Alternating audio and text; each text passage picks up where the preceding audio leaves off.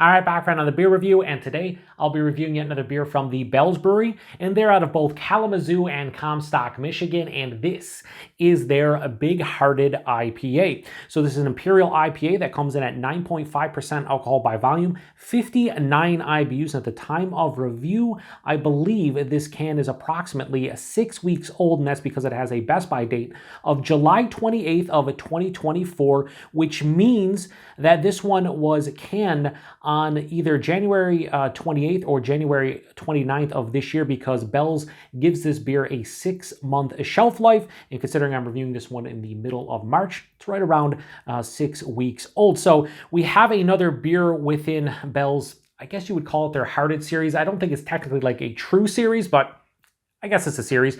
Obviously, their iconic American craft beer classic, Two Hearted Ale, now called Two Hearted IPA, started it. They've come out with a bunch of different variations over the years. I've reviewed some on the channel, like Double Two Hearted. What was the other one? Light-Hearted, Cold-Hearted, and most recently, last year, Hazy Hearted. They have a bunch of other ones that I haven't reviewed, like Black Hearted and a couple other ones, like experimental hopped IPAs. And I saw them come out with this one, I think it was last year, and this year they've made it year round. So I'll be honest with you, I don't know the difference between, say, this and Double Two Hearted. If Double Two Hearted is like a Imperial / double version of Two Hearted, I guess this is kind of in between. This is 9.5. I think Double Two Hearted was in the 10 range, maybe 11. It was definitely much bigger, maybe even 12. I don't remember the ABV. It was definitely bigger than this, though. But anyway, yeah, I don't know much about it other than I'm here to review it. Let's crack it open and get it into the glass. So OG Two Hearted, pretty sure that's all Centennial hops. I don't know if they kept that the same with this one, but we're going to find out, I guess. So we're going to give it a pour here. I would doubt it, honestly. Not many beers nowadays just have single hopped of like very old school hops like that. Beautiful looking beer, though, in the glass. Wow. This honestly looks fantastic. A little bit of a cheat there. All right, a little bit of a cheat there, and it's nice. So throw this over here like that. All right, so, you know, this isn't clear. I mean, to be honest with you, old school Two Hearted Ale / IPA, whatever you want to call it nowadays, it'll always be Two Hearted Ale to me, but that always had a good clarity. This, not so much. I can see a shadow of my hand behind it. You could probably see the same, but it has this nice, like, hazy. It's a softer haze. It's a gentler haze of this nice, like, straight on orange, golden orange color. Has about a finger of a super creamy, off-white, eggshell white looking head. Hold it up to the light. Yeah, there's a little bit more clarity when you hold it up to the light, for sure. But again, it's more of a gentle haze, decent carbonation. And I mean, that just looks, let me see if I can generate a little bit of a better head here. But I mean, if we're being honest, that looks really nice. Really, really nice as far as a hazy goes. Let's get a nose. So it definitely has that old school kind of Two Hearted American IPA kind of nose to it. It's a lot of pine, floral, earthy, but then there's a huge citrus blast of this one. A lot of grapefruit, a little bit of orange. Maybe a touch of like a berry. It's like a sweeter, like almost candied berry. So maybe there's mosaic in here. Yeah, like a nondescript red berry, but it's like candied. But outside of that, for me, in the nose, like, it's definitely reminiscent of a lot of old school American IPAs, American Imperial IPAs. It's citrus. There's a decent, pop of that pine kind of quality, floral, earthy. There's a little bit of like a bready caramel malt character for sure underneath everything. Did I just spill the beer? Yeah, I probably did. Try to swirl it up, but I don't know what I'm doing. Yeah, it smells really nice. Honestly, this smells really inviting. I've been getting back into older school IPAs, right? West Coast IPAs. And this has that old school realm kind of feel to it. So let's get into it. Cheers, everyone. Okay, thought that was water or beer on my glass. Oh, that's nice. The one thing you notice, at least I do when I drink a lot of these older school, more imperialized IPAs, is that you definitely have a nice sweetness, but it's definitely a malt sweetness that you can taste, and it's specific. In this one, I'm getting like this bready caramel kind of feel to it, and that's how a lot of the old school IPAs were, and that's nice. But then over top of it, you get all the hop goodness. So let's go body mouthfeel first.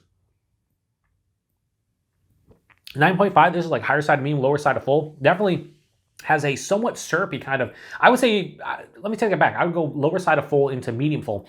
It has a syrupy kind of feel to it. And again, that's a lot of these old school imperialized triple, double IPAs kind of have that. And that's what's happening here, and I'm fine with it. Kind of expect it. The mouthfeel, it's crisp, it's moderately carbonated, it's smooth on the palate. So I think it's appropriate for kind of what this beer should be, I think, or what I think it should be. Right up front, though, a lot of that bready, caramel malt dies underneath the palate. Then I get hit with this grapefruit and orange quality, but it's not juicy. It's not super sweet. It's more zesty, pithy. It definitely has that bitterness from, say, a grapefruit that, you don't get a lot in like new school, like hazy IPAs, or even a lot of new school, just American, or even new school, like West Coast IPAs don't typically have like as substantial of a bitterness as like the old school style does. So that's all at the forefront. Passes through, a little pop of that nondescript, I'd say again, nondescript red berry kind of sweetness. Like candied to some degree, middle of the palate. Finishes with this resinous pine, floral, earthy quality, even a little bit of grassiness.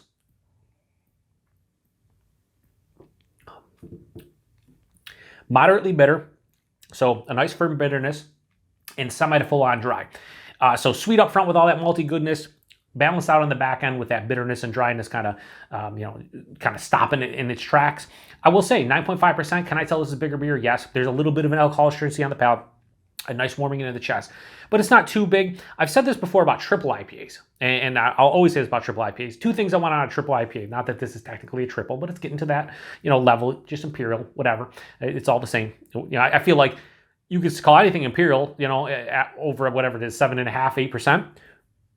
But typically for me, when you get to about 10, I think that's when it goes in the triple IPA, even though technically is triple IPA, not really, I guess. Is it officially a style for like BJCP? I don't really know. But whatever, I'm just going off on tangent about styles. It doesn't matter. I was just trying to get to, if I drink an Imperial / triple IPA and I can taste the alcohol that has a substantial alcohol blast and is substantially sweet, it's not for me. I don't want it to be super boozy. I hate hop forward, super boozy beers. And I also don't want it to be too sweet because it impedes the drinkability. So this is actually nicely done.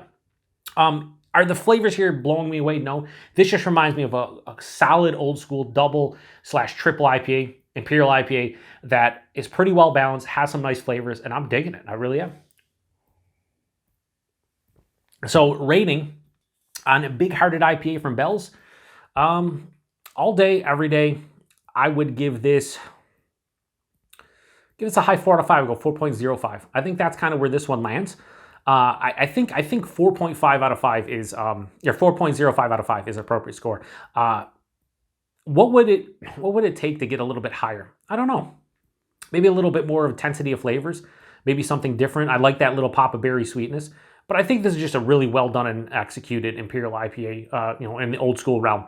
And you know what? That's all you need. But a 4.05 out of 5 is a nice score, and I think this is a nice beer. So, price point availability, I paid like $2.19 for that can, so that would tell me that 6-packs are in the $12 to $13 range. That's fine for something 9.5%. That's pretty damn solid, so no issues with that. Might be a little cheaper, more expensive in your area. Here in the West New York area, that's what I paid for it. And availability, it's Bell's. Like I said, they have made this year-round based on the article that I read like a couple weeks ago.